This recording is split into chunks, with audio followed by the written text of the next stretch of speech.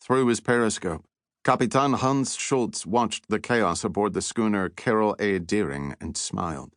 The white hull of the elegant five-masted sailing vessel was easy to see against the gray storm clouds gathering in the distance.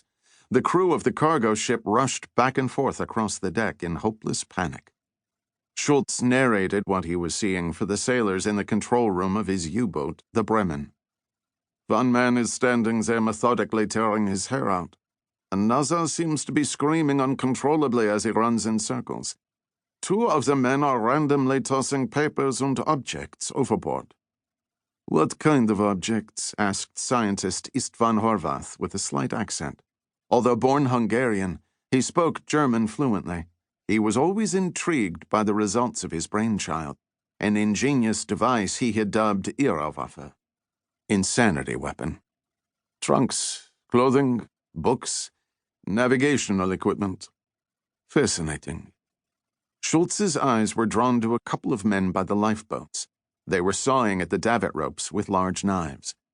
They're cutting a lifeboat loose, Schultz said. They're not getting in it, Horvath asked. No, it looks like... Yes, it landed in the water upside down. Now they're getting ready to jettison the second one. He looked away from the periscope at Horvath, a small man with horn-rimmed glasses and a receding hairline who was jotting notes in a leather-bound book. Even though it took longer for the effects to manifest this time, Horvath said with both curiosity and pride, the outcome seems to be the same. I suspect that the fact this ship has a wooden hull may account for the difference.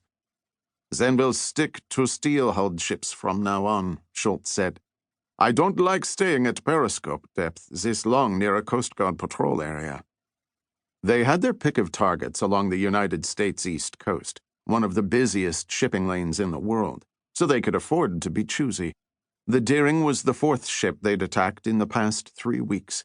Designed as a merchant submarine to smuggle supplies past the British naval blockade during the Great War, the Bremen had been diverted from her original purpose on her maiden voyage. She was declared missing so she could be used as a secret test bed for an experimental technology, one that could have won the war for Germany had it been perfected in time. But the Irrwaffe wasn't ready before the Central Powers surrendered, so Schultz and Horvath made a pact to steal the Bremen and disappear with her willing crew and the radical weapon to undertake a new goal to get rich. For 3 years, the plan had worked beyond their wildest dreams, and this expedition was the most lucrative yet. The Bremen had the capacity to carry 700 tons of cargo, but she'd been so successful on this mission that her holds would soon be full. They'd have to return to base to offload the hijacked spoils. Schultz turned back to the periscope. The Deering's second lifeboat tumbled into the water unoccupied.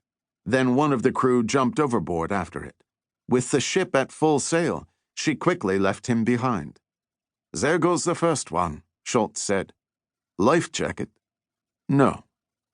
One by one, as though compelled by some unseen voice, the crew members leaped into the chilly winter waters.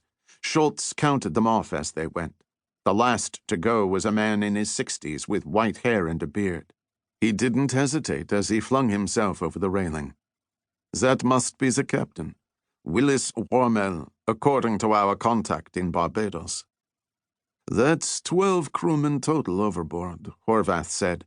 Going by the manifest, the ship is empty. Excellent, Schultz said. He took one final 360-degree rotation with the periscope. Several shark fins were circling the men thrashing in the water. He doubted there would be anything left of their corpses for searchers to find. No ships were on the horizon, perhaps because they were steering clear of the oncoming gale. Satisfied that they were alone, he lowered the periscope. Surface the boat, he said to the executive officer. You may shut down the Irrwaffe, Herr Horvath. Horvath nodded and flipped switches until the lights on his board went dark. Once the U-boat was on the surface, Schultz climbed to the top of the conning tower and opened the hatch. He inhaled the clean sea air, a welcome relief from the stench of diesel fuel and body odor that always built up inside during a long cruise. He lifted his binoculars and scanned the deck of the Deering once more. After he was satisfied that no stragglers remained, he ordered the Bremen to pull up alongside the cargo ship. Despite the storm on the horizon, the seas were relatively calm, with only a slight breeze pushing the schooner along.